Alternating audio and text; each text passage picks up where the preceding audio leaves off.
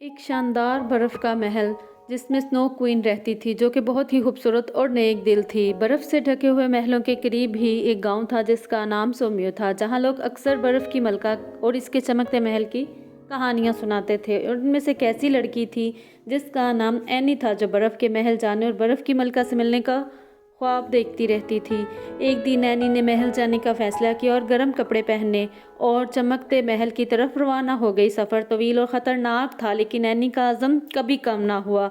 जब एनी महल के करीब पहुंची तो इसने देखा कि इसकी खूबसूरत दीवारें चमकते हुए बर्फ़ से बनी थीं और बर्फ़ के टुकड़े हीरों की तरह चमक रहे थे।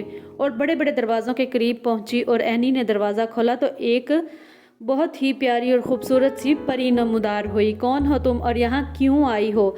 एनी ने कहा कि बर्फ़ की मलका को देखने आई हूँ। बर्फ़ की इस मलका को देखने के लिए तुम्हें एक फूल लाना होगा जो तुम्हें जंगल में झील के पास मिलेगा। परी ने एनी को एक जादू का सितारा दिया और कहा कि ये तुम्हारी मदद करेगा। जब परी ने एनी को वो सितारा दिया और एनी जंगल में निकल गई। चलते चलते जंगल का सफ़र बहुत ख़तरनाक था, लेकिन एनी का अज़म भी कम नहीं था। एनी चलते चलते झील तक पहुंची और फूल भी तलाश कर लिया। जैसे ही एनी फूल उतारने लगी, मगरमच्छों ने एनी पर हमला कर दिया। एनी डर तो गई, लेकिन इसने बहादुरी से मुकाबला किया और फूल हासिल कर लिया। फूल लेकर एनी महल की तरफ रवाना हुई। तो जब महल पहुंची तो वहाँ के दरवाजे खुद ब खुद एनी के लिए खुल गए और अंदर हर चीज़ बर्फ़ की थी।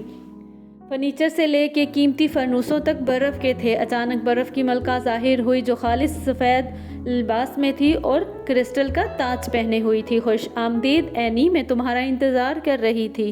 तुम्हारी बहादुरी और अज़म ने तुम्हें यहाँ तक आखिर पहुँचा ही दिया। एनी हैरत ज़दा होकर झुक गई।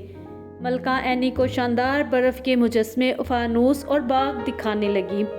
एनी बहुत खुश हो रही थी वो सब देखकर। जब सूरज गरूब होने लगा और बर्फ़ पर सुनहरी रोशनी बिखरने लगा तो ये मंज़र बहुत ही खूबसूरत एनी को लग रहा था। बर्फ़ की मलका ने एनी को एक जादुई लॉकेट दिया जिसकी रोशनी से चमक रहा था। ये तुम्हारी हर मुश्किल में मदद करेगा। बर्फ़ की मलका का एनी ने शुक्रिया अदा किया और गाँव वापस लौट आई।